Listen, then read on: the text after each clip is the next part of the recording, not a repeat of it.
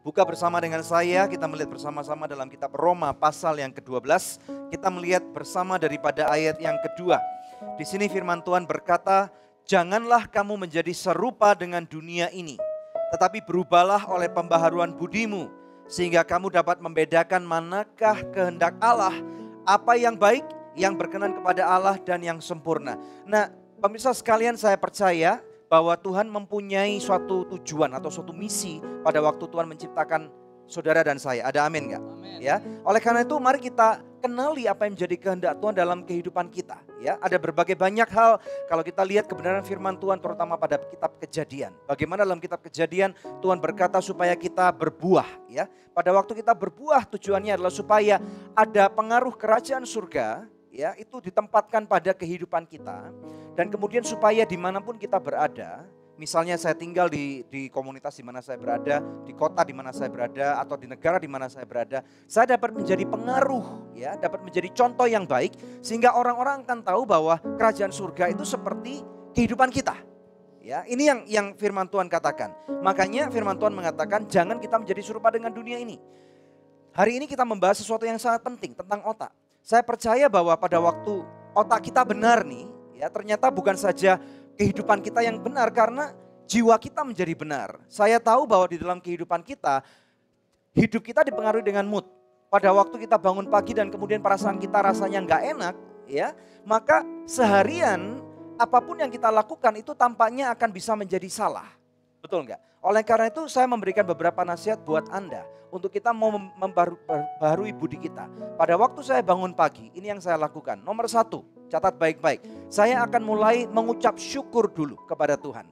Jadi pada waktu Anda bangun pagi, jangan ambil handphone dulu. Ya, beberapa kesalahan yang terjadi pada zaman now ini adalah pada waktu kita bangun tidur, kita buka handphone. Kemudian pada waktu kita buka handphone, kemudian kita lihat berapa orang yang likes posting kita semalam. Betul nggak ya? Apalagi bangun tidur kemudian pada waktu kita mendapati ada berita-berita buruk di dunia ini. Ini akan sangat mempengaruhi mood kita. Nah, saya percaya pada waktu kita mulai hari ini dengan ucapan syukur, artinya kita connect kembali kepada kerajaan surga. Ada amin nggak? Saya percaya bahwa kerajaan surga, sang raja itu percaya kepada kehidupan kita, bahwa kita akan menjadi berkat hari ini. Ingat perintah daripada Tuhan supaya hidup kita berbuah. Amin saudara ya. Tuhan tidak pernah memerintahkan supaya kita menjadi kaya raya loh. Tidak. Tetapi Tuhan malah memerintahkan kita secara spesifik untuk kita menjadi berbuah. Saya percaya bahwa kaya raya atau hidup secara finansial diberkati, itu adalah salah satu faktor atau indikasi bahwa hidup kita berbuah. Namun begitu banyak orang yang terlalu fokus kepada kaya rayanya, tetapi mereka tidak fokus kepada kehidupan berbuahnya, sehingga akibatnya mereka melihat kepada dunia. Ini yang saya tadi katakan. Sehingga mereka membanding-bandingkan hidup mereka dengan orang lain. Dan celakanya pada waktu yang kita lihat adalah orang-orang yang tidak takut Tuhan. Kemudian kita mulai dipengaruhi dalam pikiran kita, oh enggak apa-apa kok, saya belum ketangkap kok, oh enggak apa-apa, ini boleh. Kita mulai melakukan pembenaran terhadap sesuatu yang salah. Ingat pemirsa sekalian dan teman-teman yang ada di Storehouse ya, pada waktu kita melakukan pembiaran ataupun pembenaran terhadap sesuatu yang kita tahu salah, sebenarnya yang kita bodohi adalah diri kita. Ini pertama kali. Ya, oleh karena itu mau nggak kita belajar untuk bangun tidur, kita nomor 1 apa? Mengucap syukur. Yang saya lakukan adalah saya mulai berkata, Tuhan terima kasih saya masih bisa bangun pagi. Hari ini adalah hari yang kau ciptakan buat aku. Dan aku akan memilih untuk bersuka kepada engkau sepanjang hari ini. Ada amin pemirsa sekalian ya. Nomor 2, saya percaya bahwa tadi apa yang diajarkan oleh narasumber. Malah kita harus mulai makan yang sehat. Mulai hari Anda dengan makanan yang baik, makanan yang sehat. Kalau saya biasanya kalau di pagi hari saya akan mulai dengan membaca Alkitab misalnya, kemudian saya olahraga, baru kemudian saya biasakan untuk mengetahui up to date informasi hari ini apa.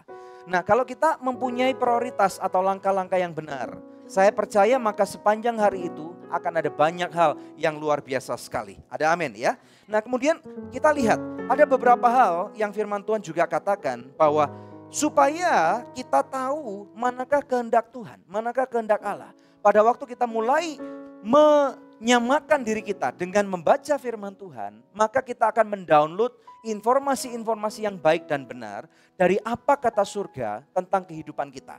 Ya, dan firman Tuhan berkata yang berkenan kepada Allah dan yang sempurna. Saya percaya bahwa sebagai manusia hidup setiap kita perlu punya sosok yang benar. Betul ya? Nah, sebagai anak Tuhan tentunya sosok yang benar tidak lain tidak bukan hanya satu yang utama, yaitu Kristus Yesus. Nah, mari kita lihat dalam satu firman Tuhan dalam kitab Filipi pasal yang kedua. Di sana dikatakan di ayat yang kedua, karena itu sempurnakanlah sukacitaku dengan ini. Hendaklah kamu sehati, sepikir dalam satu kasih, satu jiwa, satu tujuan. Ayat 3, dengan tidak mencari kepentingan sendiri atau puji-pujian yang sia-sia. Sebaliknya hendaklah dengan rendah hati yang seorang menganggap yang lain lebih utama daripada dirinya sendiri. Nah, dari sini kita melihat bahwa firman Tuhan itu mengajarkan kita nggak perlu untuk mementingkan diri sendiri. Ada amin nggak? Nah, kalau kita melihat dunia pada zaman ini, mereka semua sedang mengupayakan segala sesuatu yang baik, segala sesuatu yang menguntungkan hanya untuk diri mereka sendiri. Betul nggak? Padahal firman Tuhan mengatakan utamakan orang lain. Pikirkan hal-hal yang mulia tentang orang lain. Kalau kita berpikir bahwa orang lain kita tidak judgmental terhadap kehidupan kita.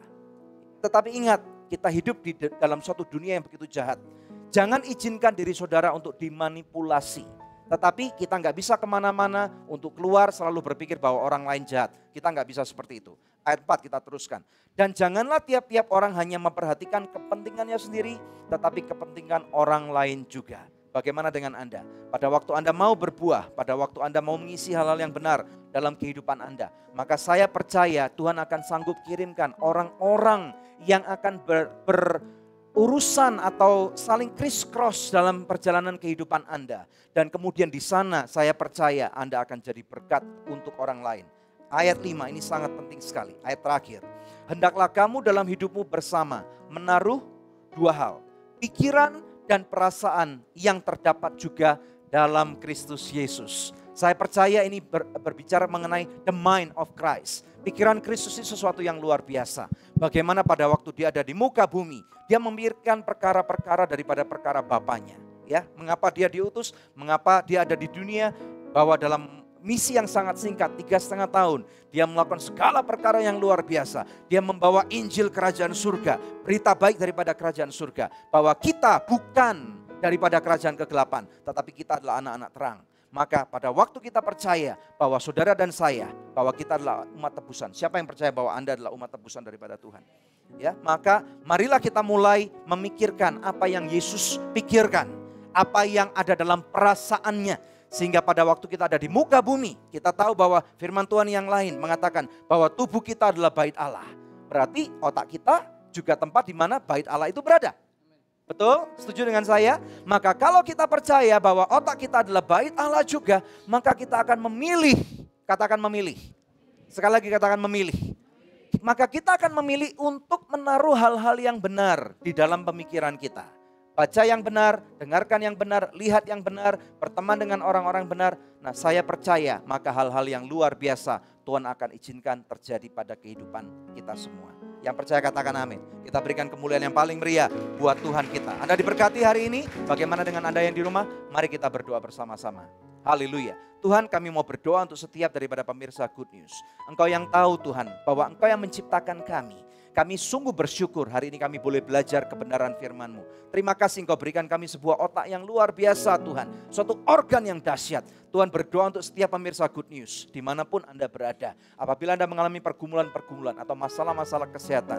Ingat dengan bilurnya Kristus. Hari ini kami perintahkan Engkau sembuh pemirsa sekalian. Terimalah kesembuhan, terimalah damai sejahtera, terimalah kebaikan dan berkat yang melimpah di dalam nama Bapa, Putra dan Roh Kudus, di dalam nama Tuhan Yesus Kristus. Yang diberkati Tuhan bersama dengan saya katakan amin. Haleluya, puji nama Tuhan.